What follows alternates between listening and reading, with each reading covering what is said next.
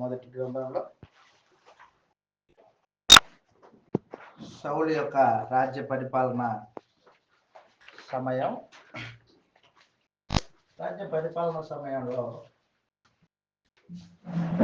సౌలు యొక్క విధేయత, మొదటిది బలులు అర్పించడం, రెండవది అమాలేకీయులతో సంపూర్ణంగా నిర్మూలన చేయమని దేవుడు చెబితే తాను ఏం చేశాడంటే దోపుడు సొమ్ము మీద ఎగబడ్డాడు. దేవుని ఆజ్ఞను తిరస్కరించాడు. ఆ తర్వాత సౌలు ద్వేషం పెంచుకున్నాడు. ఎవరి మీద? దావీదు మీద ద్వేషం పెంచుకున్నాడు. ఈ సమయంలో దేవుని ఆత్మ సౌలు మీద నుంచి వెళ్ళిపోయి దురాత్మ అతన్ని ఆవహించింది. చదువుతాం, అక్కడ రాయబడింది 16వ అధ్యాయం 16వ అధ్యాయం 14వ వచనంలో, యెహోవా ఆత్మ సౌలును విడిచిపోయి యెహోవా యొద్ద నుండి దురాత్మ ఒకటి వచ్చి అతన్ని విరపించగా అదనమాట. కాబట్టి ఇప్పుడు దురాత్మ వచ్చింది, దేవుని ఆత్మ పోయింది. ఎవరికి? సౌలుకి. దేవుని పరిశుద్ధాత్మ సౌలు మీద నుంచి వెళ్ళిపోయింది. క్రొత్త నిబంధనలో ఎవరైతే సాహసించి పాపం చేస్తారో మరణకరమైన పాపం అది. ఒకసారి వెలిగింపబడిన తర్వాత పరిశుద్ధాత్మ వరములలో పాల్పుచ్చుకొని సంఘంలో సభ్యుడయ్యి కొంతకాలం నడుచుకొని తప్పిపోయాడు అనుకో, అలాంటి వాడు మరలా నూతనపరచడం అసాధ్యము అని చెప్పాడు. అలాంటి దుస్థితికి చేరుకున్నాడు సౌలు. హెబ్రీయులకు రాసిన పత్రిక 6వ అధ్యాయం 4వ వచనం చదువుతాం. ఇలాగ రాయబడింది. హెబ్రీయులకు రాసిన పత్రిక 6వ అధ్యాయం 4వ వచనంలో సౌలు పరిస్థితి ఒకసారి వెలిగింపబడి పరలోక సంబంధమైన వరములను రుచి చూచి పరిశుద్ధాత్మలో పాలివారై దేవుని దివ్యవాక్యమును రాబో యుగ సంబంధమైన అనుభవించిన తర్వాత తప్పిపోయిన వారు తమ విషయంలో దేవుని కుమారుని మరలా శిలువ వేయించి అవమానపరుచుతున్నారు గనుక మారు మనసు పొందినట్లు వారిని మరలా నూతన పరచుట అసాధ్యము. అదనమాట. దేవుని రాజ్యపు సువార్త విని యేసు శిలువ మరణంలో దేవుని ప్రేమను గుర్తించి బాప్తిస్మం పొంది రాజ్యంలో ప్రవేశించిన వారు రాజ్యంలో నీతి క్రియల చేత నిలిచి ఉండాలి. పరిశుద్ధాత్మలో పాలిభాగస్తులయ్యారు. మరణం వరకు నమ్మకంగా ఉండాల. నమ్మకాన్ని పోగొట్టుకుంటే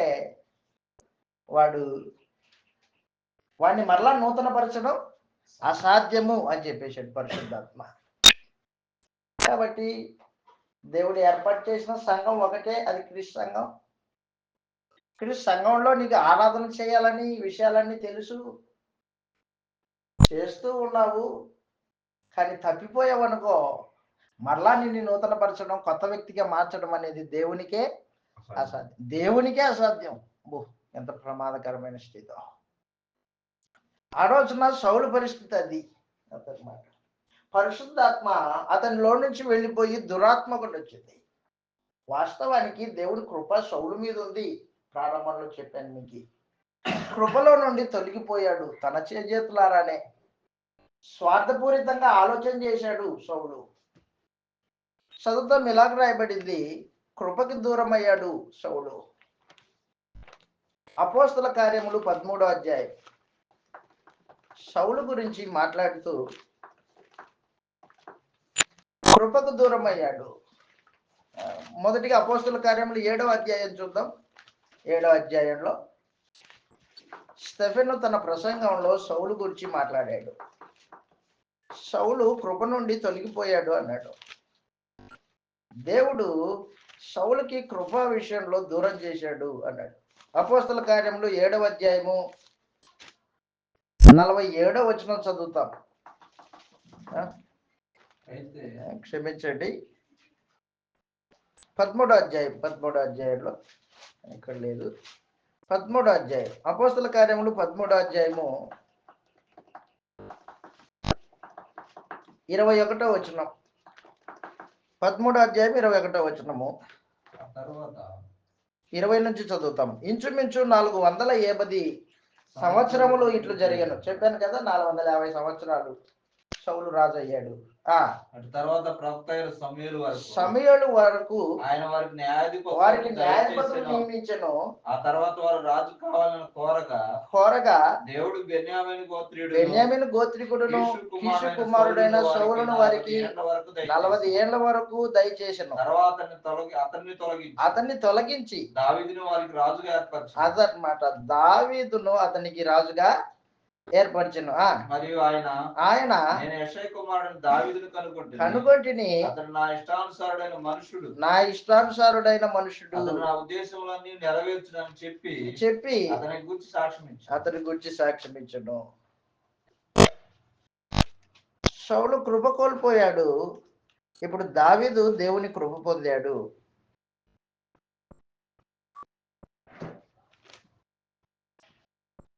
దావీదు దేవుని కృపను పొందాడు.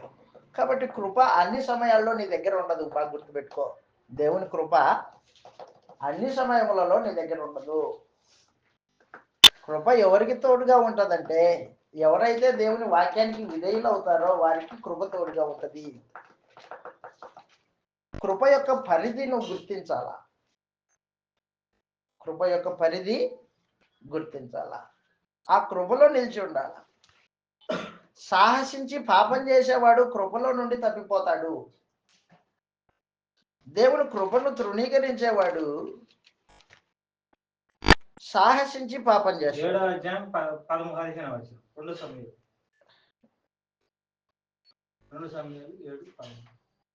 2వ సమూయేలు 7వ అధ్యాయం 15 వచనం చదవండి. ఏముంది 7వ అధ్యాయం 15వ వచనంలో? 2వ సమూయేలు 7వ అధ్యాయం 15వ వచనంలో. Right, correct. నిన్ను స్థాపించుటకై దావీదును స్థాపించుటకై సౌలునకు నా కృప దూరమైనట్టు అతనికి నా కృప దూరం చేయను. కరెక్ట్, అతనికి నా కృప దూరం చేయను. దావీదు సంతానం గురించి మాట్లాడుతున్నాడు దేవుడు. కాబట్టి కృప దూరం అయిపోయాడు, కృపలో నుంచి తొలగించబడ్డాడు. ఎవరు కృపలో నుంచి తొలగింపబడతాడు? ఎవడైతే సాహసించి పాపం చేస్తాడో వాడు కృపలో నుంచి తొలగిపోతాడు. పరిశుద్ధాత్మ వరములను రుచి చూచి కూడా తప్పిపోయిన వాడు కృపలో నుండి తొలగిపోతాడు. హృదయపూర్వకంగా పాపం చేసేవాడు కృపలో నుండి తొలగిపోతాడు. రోమపత్రిక 6వ అధ్యాయము 1వ వచనంలో, రోమపత్రిక 6వ అధ్యాయం 1వ వచనంలో, అలాగైనా ఏమందుము అదనమాట. కృప ఎక్కడి నుంచి వచ్చింది? దేవుని కృప క్రీస్తు శిలువ మరణం ద్వారా అనుగ్రహింపబడింది. ఆ కృపలో నిలిచి ఉండాలి. నీవు సంఘంలోనే నిలిచి ఉండాలి. ఆయన చెప్పిన మాటలకి ఎల్లప్పుడూ విధేయత కనపరచాలి. కృపలో నుండి తొలగిపోకూడదు. 20వ వచనం చదువుతాం. 5వ అధ్యాయం 20వ వచనంలో, మరియు అపరాధం విస్తరించుట వలన ధర్మశాస్త్రం ప్రవేశించెను, అయినను పాపము మరణమును ఆధారం చేసుకుని ఎలాగూ ఏలెనో అలాగే నిత్య జీవం కలుగుటకు నీతి ద్వారా కృపయు మన ప్రభు అయిన యేసుక్రీస్తు మూలముగా ఏలు నిమిత్తము విస్తరించను, అపరిమితముగా విస్తరించను అన్నాడు. కృప విస్తరించాడు దేవుడు, కృపను విస్తరింపజేశాడు. బాబు నా కుమారుడితో రక్తంలో పాపాలు కడిగేసుకోండి అన్నాడు. ఎవరైతే యేసుప్రభుని దేవుని కుమారుడిగా అంగీకరించి బాప్తిజం పొందారో వారు కృపలో ప్రవేశించారు. కృపలో ప్రవేశించిన వాడు నిలిచి ఉండాలి, కృపలోనే నిలిచి ఉండాలి. సాహసించి పాపం చేయకూడదు. 6వ అధ్యాయం 1వ వచనంలో, అలాగైనా ఏమందుము కృప విస్తరింపవలనని పాపమందు నిలిచి ఉందమా అట్లన రాదు. అదనమాట, పాప విషయమై చనిపోయిన మనము ఎలాగూ దాంట్లో జీవించుదుము. కాబట్టి కృపలో నిలిచి ఉండేవాడు పాపం చేయుడు, పాపంలో నిలిచి ఉండడు. అదనమాట, కృపలో ఉండేవాడు పాపంలో నిలిచి ఉండడు. పొరపాటున పాపం జరిగింది, క్రైస్తవుడు కృపలోకి వచ్చాడు, కృపలోకి వచ్చిన వాడు పొరపాటున పాపం చేశాడు. పొరపాటున పాపం చేస్తే అతని అంతరంగంలో అతను మదన పడుతూ పాపాన్ని ఒప్పుకుంటాడు. పాపాన్ని ఒప్పుకునేవాడు దాన్ని విడిచిపెడతాడు. విడిచిపెడితే దేవుని కృప పొందుతాడు మరలా. అయితే సౌలు దేవుని కృపను కాలదన్నాడు, పలుమార్లు కాలదన్నాడు. ఆ మాటకు వస్తే పలుమార్లు స్వార్థపూరితంగా ఆలోచన చేశాడు. 2 సార్లు చెప్పాడు దేవుడు, అదే సింహాసనము అధికారము నీ చేతిలో నుంచి లాగేసి నేను ఇంకొకరికి ఇవ్వబోతున్నా అన్నాడు. అయితే సౌలు ఏం చేశాడంటే స్వార్థపూరితంగా ఆలోచన చేశాడు. ఏమన్నా ఆలోచన చేశాడంటే రాజుని, ఆ తర్వాత నా కుమారుడు యోనాతాను రాజు అవ్వాలా. అదనమాట, నీ అబ్బాయి సొత్తారా బాబు సింహాసనం అంటున్నాడు దేవుడు. నీ అబ్బాయి సొత్తా అన్నాడు. మూర్ఖంగా ఆలోచన చేశాడు సౌలు, మూర్ఖంగా ఆలోచన చేశాడు. నువ్వు దేవుడు అయితే అయ్యుడని నా తర్వాత సింహాసనం నా కుమారుడికి రావాలి అని మూర్ఖంగా ఆలోచన చేశాడు. ఆ సమయంలో దేవుడు పరిశుద్ధాత్మ పోయింది, సౌలుకి దురాత్మ వచ్చింది. ఆ దురాత్మను వెళ్ళగొట్టడానికి ఫిడేలు వాయించుకున్న దావీదు గొర్రెలు కాసుకునేవాడిని పిలిపించారు. గొర్రెలు కాసుకునేవాడు ఇప్పుడు ఎక్కడికి వచ్చాడు? సింహాసనానికి కాదు, అంతఃపురంలోకి వచ్చాడు. రాజు యొక్క అంతఃపురంలోకి వచ్చాడు. గొర్రెలతో సావాసం చేసేవాడు ఇప్పుడు అంతఃపురంలోకి వచ్చాడు. రాజుతో సావాసం. ఇప్పుడు రాజు పట్టిన దురాత్మను తొలగించడానికి ఫిడేలు వాయించేవాడు. నేర్చుకున్నాడు. గొర్రెలు కాసేటప్పుడు కీర్తనలు పాడేవాడు. దావీదు గొర్రెలు కాసుకునే సమయంలోనే దేవుని యందు విశ్వాసం ఉంచిన వాడు, యుద్ధ నైపుణ్యం కలిగిన వాడు. దాన్ని ఒడిశాలో కరెక్ట్, ఒడిశాలో విద్య నేర్చుకున్నవాడు, యుద్ధ నైపుణ్యం కలిగిన వాడు దావీదు. నేర్పించేవాడు ఎవరు? దేవుడే. ఆయన నేర్పిస్తుంటే నేర్చుకున్నాడు మహానుభావుడు గొర్రెలు రాసుకుంటూ. అసలు ఎస్ఐకి చిన్న కుమారుడు అంటే లెక్కలు ఉండదు. మనం ఇప్పుడు చిన్నపిల్లలు అంటే లెక్క చూసుకుంటాం, చిన్న కొడుకురా వాడు ప్రేమ అంటాం. ఆ రోజు అలాంటి ప్రేమలే ఉండేవి కాదు. చిన్న కొడుకు అంటే వాడు గొర్రెలు కాసేటువంటి అంతేగా. అలాంటి పరిస్థితి దావీదిది భౌతికంగా. అయితే పరమందున దేవుని దృష్టి దావీదు యొక్క హృదయం మీద ఉంది. హృదయాన్ని చూసాడు దావీదుని. అతడు నేను ఏర్పాటు చేసుకున్నది, పో అతన్ని అభిషేకించని చెప్పాడు సభ్యుడికి. కాబట్టి సౌలు పతనం ప్రారంభించాడు దేవుడు. దావీదు యొక్క అభివృద్ధిని ఎత్తు చేశాడు, హెచ్చించాడు. దావీదుని హెచ్చించాడు. ఇప్పుడు రాజుకు పట్టిన దయాన్ని విడిచికొట్టడానికి ఫిడేలు వాయించడానికి అంతఃపురానికి వచ్చాడు. అంతఃపురానికి వచ్చినప్పుడు వస్తూ పోతూ ఉండేవాడు. రాజుకి ఎప్పుడైతే ఈ దురాత్మ పడుతుందో అప్పుడు వచ్చేవాడు, దాన్ని సద్దనికిచ్చి ఇంటికి వెళ్ళిపోయేవాడు. మళ్ళీ యథావిధిగా గొర్రెలు కాసుకునేటోడు. ఒక రోజున ఎస్ఐ దావీదుని పిలిచి, అరే మీ అన్నోళ్ళు యుద్ధంలో ఉన్నారు, యుద్ధ సైనికులు, వాళ్ళకి ఎందుకో భోజనాలు తీసుకొని పో అని భోజనాలు ఇచ్చి పంపించాడు. ఆ భోజనాలు ఇచ్చి పంపించేటప్పుడే సైన్యాధిపతి ఉంటాడు అబ్నేరు. అబ్నేరు ఉంటాడు. సైన్యాధిపతికి అదిగో ఇదిగో వెన్నతో చేసిన ముద్దలు, వెన్న ముద్దలు. ఎవరికి ఇవి? అబ్నేర్కి ఇవి మీ అన్నలకి అని భోజనాలు సర్దిగట్టి దావీదు చేతికిచ్చి పంపించాడు. అప్పటికే ఫిలిష్తీయులతో యుద్ధం జరుగుతుంది. 40 రోజులైంది. రాజు ఫిలిష్తీయులలో గొల్యాతు అనేవాడికి భయపడిపోతున్నాడు. రాజు గుండె గుబేలయ్యింది. సైన్యం, ఇశ్రాయేల్ సైన్యం అంతా జంకుతూ ఉంది. ఎవరిని చూసి? గొల్యాతు అనేవాడిని చూసి. 6 మూరల జానెడు ఎత్తు కలిగిన వాడు, సుమారు 9 అడుగులు ఎత్తువాడు, రాగి కిరీటం, శరీరానికంతా రాగితో చేయబడిన కవచము, మొత్తం శరీరం అంతా రాగితో చేయబడిన యుద్ధ కవచం ధరించుకున్నాడు. యుద్ధ నైపుణ్యం కలిగిన వాడు. వాళ్ళకి వీళ్ళకి మధ్యలో ఒక లోయ ఉంటుంది. ఆ లోయలోకి వస్తాడు, ఏలాను అనే లోయ. అది లోయలోకి వస్తాడు, కేకేస్తాడు, రే మీలో ఎవడైనా ఉన్నాడా నాతో యుద్ధం చేసేవాడు? మీరందరూ కలిసి ఒకరిని పంపించండి, మా అందరి కొరకు నేను ఒక్కరిని వచ్చాను, మేమిద్దరము గొడవ పడతాము, ఎవరు గెలిస్తే వారి సైన్యము దాసుడుగా అయి ఉండాలా అని చెప్పేసి గెలిచినట్టు లెక్క అని కేక. ఎన్ని రోజులైంది?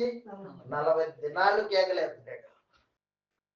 అన్నలకి భోజనాలు తీసుకెళ్ళాడు కదా, చూసాడు.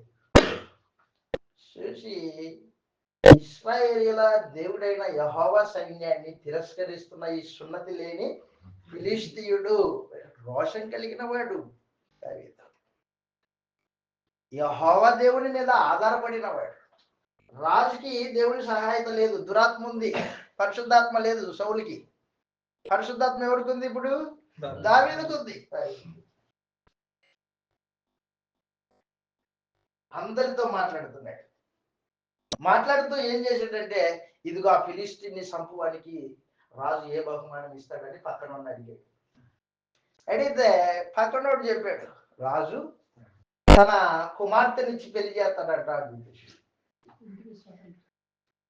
ఇంటిని స్వతంత్రించుకోవచ్చు అని చెప్పేసాడు.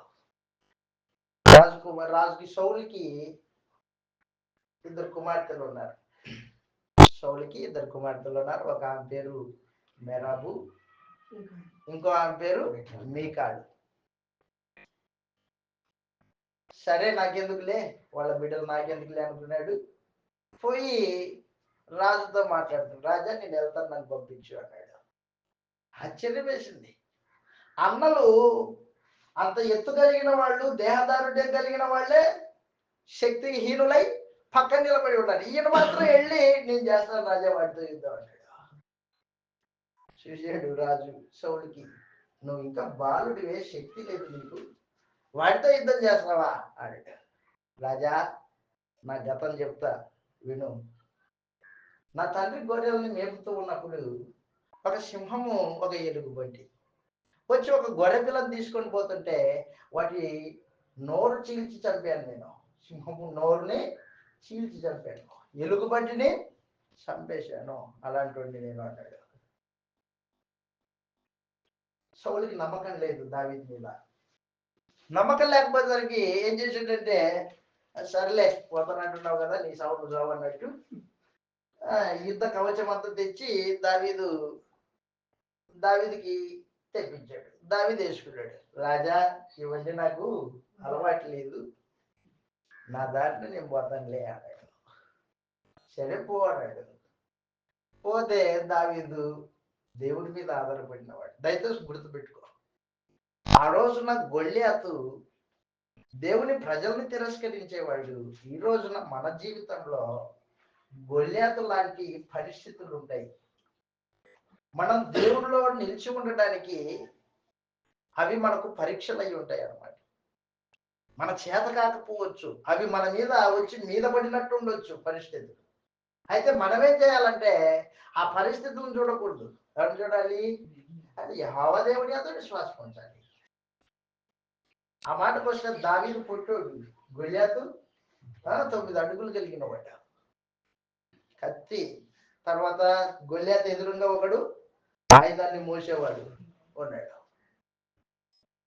ఆ యుద్ధ కవచాలన్నీ తీసేసి దేవుడి మీద ఆధారపడి ఏం చేశాడంటే లోయలోకి దిగిపోయాడు. దిగిపోయేటప్పుడే బాగా నునుపైన 5 రాళ్ళు ఏరుకొని ఒడిషల్లో పెట్టుకొని జేబులో పెట్టుకొని పోయాడు, చేతులు పట్టుకొని. పక్కన ఒక కర్ర పట్టుకొని పోయాడు. హేళన చేస్తున్నాడు గొల్లియాతు. నేనేమన్నా కుక్కని అనుకున్నావా, కట్టె తీసుకొని వచ్చేవాడు. నువ్వు కుక్కవో ఏమో నాకు తెలియదు, యెహోవా దేవుని పేరిట వస్తున్నా, నీ తల తీసి మొండాన్ని నీ తలని వేరు చేసి ఖడ్గంతో నరికి నీ మాంసమునకు కాకులకి గద్దలకి వేస్తానని చెప్పేసి ఆకాశ పక్షులకి వేస్తాడు, కావాలంటే చూసుకో అన్నాడు. పోయి వెనక్కి తిరిగి పరిగెత్తుకుంటూ వెళ్ళి ఆ రాళ్ళను తీసుకుని వర్షంతో వేసినాడు. నేరుగా నుదుటి మీద కొట్టాడు. దెబ్బకి పడిపోయాడు. గొల్లియాతు పడిపోయి పరిగెత్తుకుంటూ వెళ్ళి వాడి వరలో నుంచి కత్తి తీసుకొని వాడి తల తెగ నరికి ఆ తల పట్టుకొని రాజు దగ్గరికి వెళ్ళాడు. దావీదు గొల్లియాతు తల పట్టుకొని సౌలు దగ్గరికి వెళ్ళాడు. సౌలు దావీదును చూసి ఆశ్చర్యపోతున్నాడు. యువని కుమారుడు శత్రువు తల తీసుకొని వచ్చాడు, ఆశ్చర్యపోయాడు. అప్పటి నుంచి దావీదు ఇశ్రాయేల్ ప్రజలందరికీ తెలిసిపోయింది. ఇశ్రాయేల్ ప్రజలందరికీ దావీదు యొక్క ధైర్య సాహసాలు, దేవుడు అతనికి తోడై ఉండడాలు ఇవన్నీ తెలిసిపోయింది. పక్కనే యోనాతాను ఉన్నాడు, సౌలు యొక్క కుమారుడు యోనాతాను. యోనాతాను దావీదుని ప్రేమించాడు, స్నేహం చేశాడు. ఒకరి ఒక మనస్సు ఒకరితో కలిసిపోయింది. స్నేహితులు అయ్యారు వాళ్ళిద్దరు.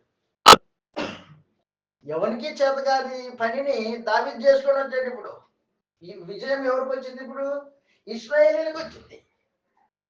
అప్పుడు ఇశ్రాయేల్ రాగానే దావీదుని సౌలు మెచ్చుకొని సైన్యంలో ఒకనిగా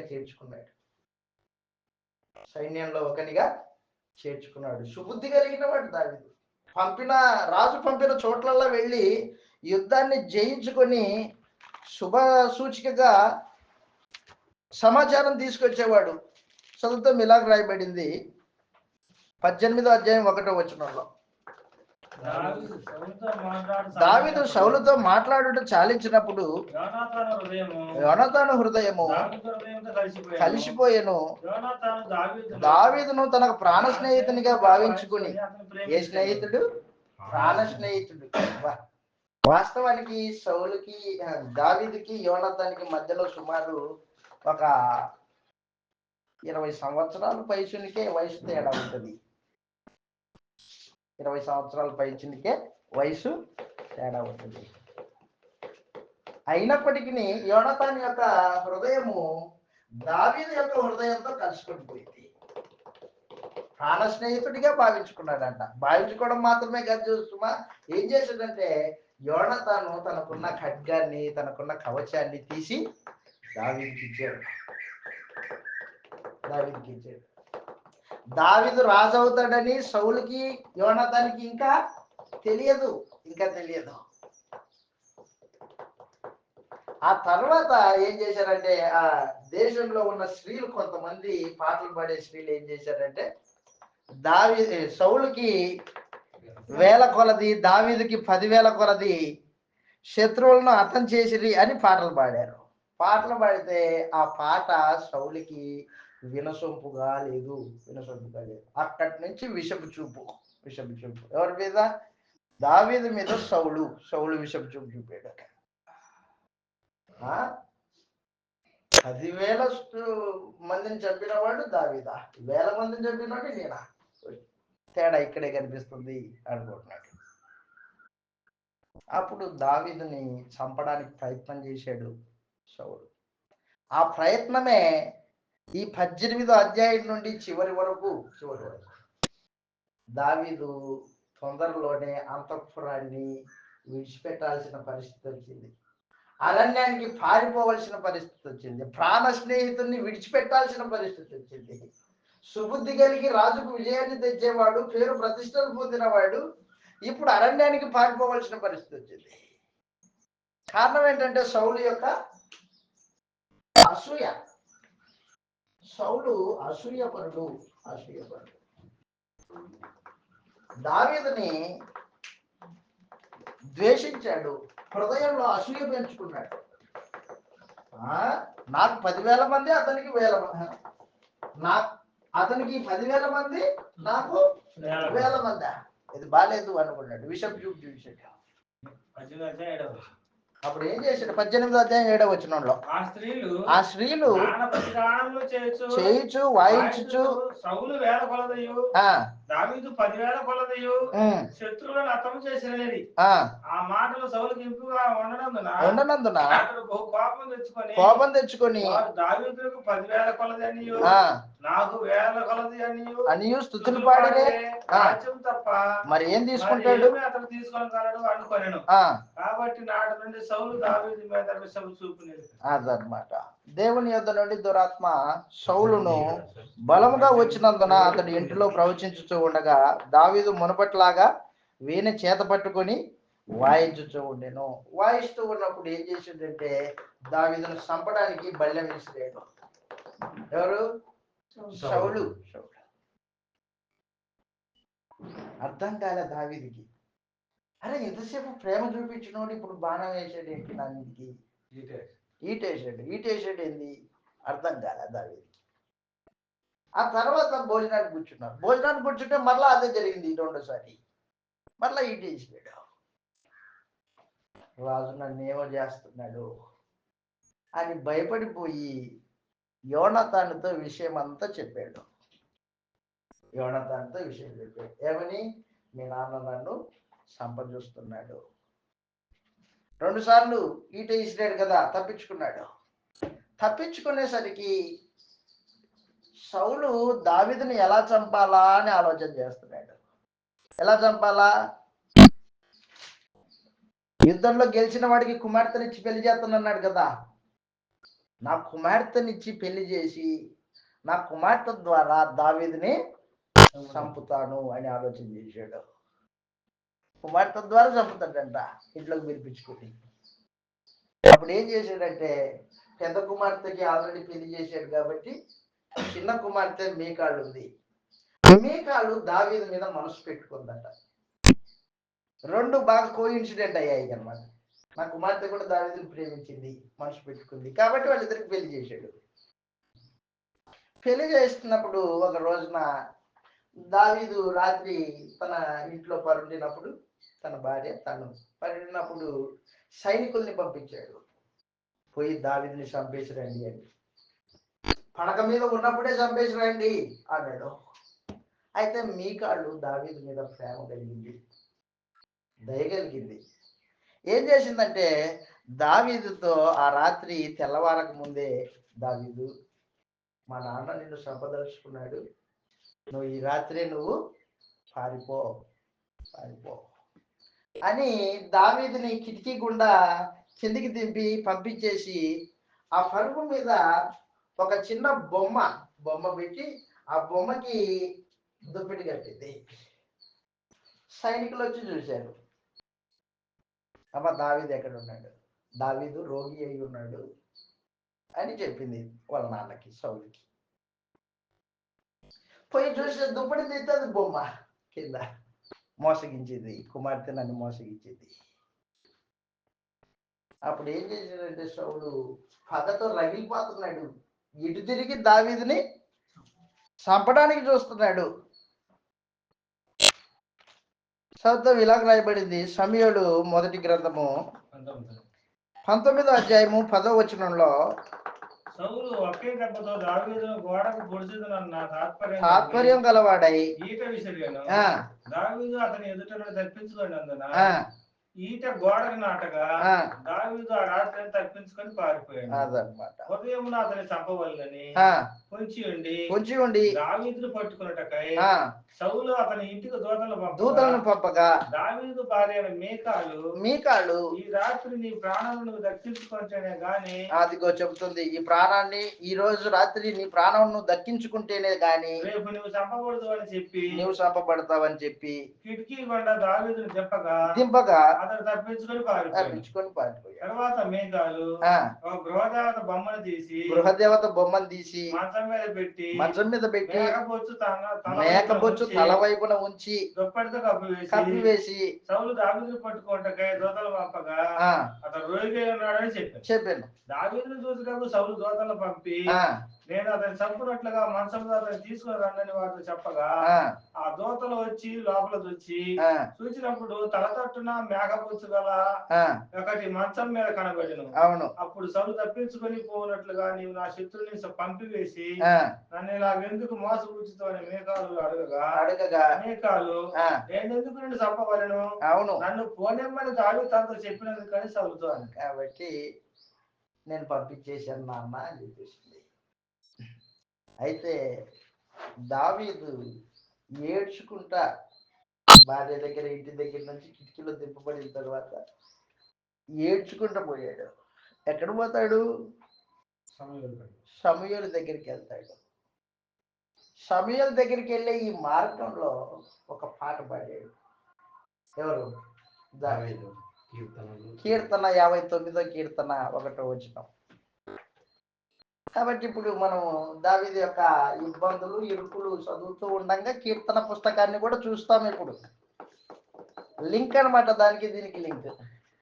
59వ కీర్తన 1వ వచనం. 59వ కీర్తన 1వ వచనంలో ఈ మాటలు రాయబడ్డాయి. 59వ కీర్తన 1 పైన పైన పుట్నోటు పైన వచనాలు చూద్దాం. ప్రధాన గాయకునికి పాడదగిన అదిగో దావీదును చంపుటకు సౌలును పంపిన వారు ఇంటి యొద్ద కాచుకొని ఉండగా అదనమాట పాట. ఒక గీతం రాసేటంట. కాదంత ఇబ్బందులు పాట పాడాల్సిన అవసరతే వచ్చింది దావీదు. నీకు ఏం పాడతాడు? చదువుదాం కీర్తన. నా దేవా నా శత్రువుల చేతిలో నుండి నన్ను రప్పించి తప్పింపుము, నా మీద పడువారు వారికి చిక్కకుండా నన్ను ఉద్ధరించి పాపము చేయవారి చేతిలో నన్ను తప్పింపుము, రక్తాపరాధుల చేతిలో నన్ను రక్షింపుము. నా ప్రాణం తీయవాలని వారు పొంచి ఉన్నారు. యెహోవా దోషమును బట్టి కాదు, నా పాపమును బట్టి కాదు, ఊరకే బలవంతులు నా పైన ఏ తప్పు చేయలేదు. వాస్తవానికి దావీదు ఏ నేరం చేయలా. అయినా కూడా సౌలు దావీదు మీద పగబూనాడు, అసూయ పన్నాడు, చంపడానికి చూస్తున్నాడు. దేవా నీకే తెలుసు కదా నేనేమన్నా నేరం చేశానా అని పాట పాడుతున్నాడు. నా యందు ఏ అక్రమం లేకుండాను వారు పరుగులెత్తి సిద్ధపడుతున్నారు. అదనమాట, పరుగులెత్తి సిద్ధపడుచు ఉన్నారు. మేలుకొనుము దేవా, దేవా ఇశ్రాయేలు దేవా అన్యజనులందరినీ శిక్షించుటకై మేలుకొనుము. అధిక ద్రోహాల్లో ఎవరిని కనికరింపకము. చాలు. కాబట్టి కీర్తన పాడుకుంటూ ఏడ్చుకుంటూ పోయాడు. ఎక్కడ పోయాడు? నేరుగా సమూయేలు ఇంటికి వెళ్ళాడు. రామాలో సమూయేలు ఉన్నాడు, ముసలాయన. సమూయేలు దగ్గరికి వెళ్ళాడు. సమూయేలు దగ్గరికి వెళ్ళి ఈ విషయాన్ని అంతా చెప్పుకున్నాడు. చెబితే సమూయేలు దావీదుని వేరే చోటికి పంపించాడు. చదువుతాం, అక్కడ రాయబడింది. సమూయేలు మొదటి గ్రంథం 19వ అధ్యాయం 18వ వచనంలో, అలాగున దావీదు తప్పించుకొని పారిపోయి రామాలోనున్న సమూయేలు నొద్దకు వచ్చి సౌలు తనకు చేసినది అంతటినీ అతనికి తెలియజేయగా అతడును సమూయేలును బయలుదేరి నాయోతుకు వచ్చి అతడ కాపురం ఉండిరి. దావీదు రామా దగ్గర నాయోతులో ఉన్నాడని సౌలుకు వర్తమానం రాగా దావీదును పట్టుకొనుటకై సౌలు దూతల్ని పంపెను. వీరు వచ్చి ప్రవక్తల సమాజం కూడి ప్రకటించుటయు సమూయేలు వారి మీద నాయకుడిగా నిల్చుటయు చూడగా దేవుని ఆత్మ సౌలు పంపిన దూతల మీద ఒక విచిత్రమైన సంఘటన జరిగింది. సమూయేలు దగ్గర దావీదు వచ్చి చేరాడు. దావీదును పట్టుకోవడానికి సౌలు దూతల్ని పంపించాడు. ఆ రోజుల్లో సమూయేలు ప్రవక్తలకి ట్రైనింగ్ ఇస్తున్నాడు. ప్రవక్తల ట్రైనింగ్ అన్నమాట, పాఠశాల, ట్యూషన్, ప్రవక్తల పాఠశాల అన్నమాట అది. ఈ రోజున బైబిల్ ట్రైనింగ్ ఎలాగో ఆ రోజున ప్రవక్తల పాఠశాల అలాగా. ఈ దూతలు సమూయేలు దగ్గరికి రాగానే ప్రవక్తలుగా ప్రవచిస్తున్నారు. సౌలు మరో కొంతమంది దూతల్ని పంపించాడు, వాళ్ళు అలాగే ప్రవచిస్తున్నారు. ఈసారి సౌలే వచ్చాడు సమూయేలు దగ్గరికి దావీదుని పట్టుకోవడానికి. ఇప్పుడు సౌలు ఏం చేస్తాడు? సౌలు కూడా ప్రవచిస్తున్నాడు. ఇప్పుడు ఆ తర్వాత ఏం జరిగిందంటే దావీదు రామాలోని నాయోతు నుండి పారిపోయి యోనాతాను దగ్గరికి వచ్చాడు నేరుగా. ప్రాణ స్నేహితుడు కదా యోనాతాను దగ్గరికి వచ్చి చెప్పేసాడు విషయం అంతా. ఇదిగో మీ నాన్న నన్ను చంపదూపుతున్నాడు. మా నాన్న ఎందుకు చంపుతాడు? నువ్వు భలే ఆలోచన చేస్తున్నావు. యోనాతానికి ఇంకా అర్థం కాలే, మా నాన్న నిన్నేం చంపడు. లేదు, మీ నాన్న చంపుతున్నాడు, కావాలంటే రుజువు ఇది. అయితే ఒక విషయం మా నాన్నతో అడిగి చూస్తాను, నేను మా నాన్నతో అడిగి చూస్తాను, అడుగు కావాలంటే. కాబట్టి యోనాతాను సౌలుని అడిగాడు, సౌలు గారిని అడిగాడు, దావీదుని చంప చూస్తున్నావు ఎందుకు? దావీదు ఏ నేరం చేశాడు? ఏం నేరం చేశాడని చంపుతావు? ఆ రోజున ఫిలిష్తీయులతో గొల్యాతు వాడిని యుద్ధం చేసింది దావీదు కాదా? నీకు మేలు చేశాడు కదా, ఏ ఉద్దేశంతో చంపాలనుకుంటున్నావు అని యోనాతాను సౌలుని అడిగాడు. అడిగితే యోనాతాను మీద సౌలు కోపం ఉంచుకున్నాడు. ఇప్పుడు తిక్కలోడా, నా తర్వాత నువ్వు రాజు కావాలరా, దావీదు రాజు అవుతాడంట. అయితే యోనాతాను నిరాశపరుడు, ఆశ లేనివాడు, నిస్వార్థపరుడు. ఆ మాటకు వస్తే నా స్నేహితుడే రాజు అవ్వాలా అనే భావన కలిగిన వాడు. పోయి దావీదుతో ఒక నిబంధన చేసుకుంటాడు యోనాతాను. ఒక నిబంధన చేసుకుంటాడు, దావీదా నువ్వు ఖచ్చితంగా రాజు అవుతావు, నువ్వు ఖచ్చితంగా రాజు అవుతావు. అయితే నువ్వు రాజు అయిన తర్వాత నా సంతానాన్ని ఒకసారి జ్ఞాపకం చేసుకో, వారికి సంరక్షించు నా సంతానాన్ని అని ఒప్పందం చేసుకుంటాడు అనమాట. అక్కడ 20వ అధ్యాయంలో ఒక నిబంధన జరిగింది. 20వ అధ్యాయము 16వ వచనం చదువుతాం నేరుగా, 14 నుంచి. అయితే నేను చావకుండా యెహోవా దయచూపునట్లుగా నాకు దయచూపకపోయిన ఎడలనేమి, నేను చనిపోయినట్లుగా యెహోవా దావీదు శత్రువులను దావీదు సంతాన వారిని బట్టి నిబంధన చేసినది అన్నమాట. యోనాతాను దావీదును తన ప్రాణ స్నేహితుడిగా ప్రేమించిన కనుక ఆ ప్రేమను బట్టి దావీదు చేత మరలా ప్రమాణం చేయించాడు. రెండోసారి ప్రమాణం ఇది. యోనాతాను దావీదుతో ఇట్లా నేను రేపటి దినము అమావాస్య స్థలము ఖాళీగా కనపడును కదా అన్నమాట. భోజనం తినాల రాజుతో పాటు. ఇక్కడ ఒక విషయం గుర్తుపెట్టుకోండి, ఆ రోజున రాజు తన అధిపతులతో పాటు భోజనం చేస్తాడు.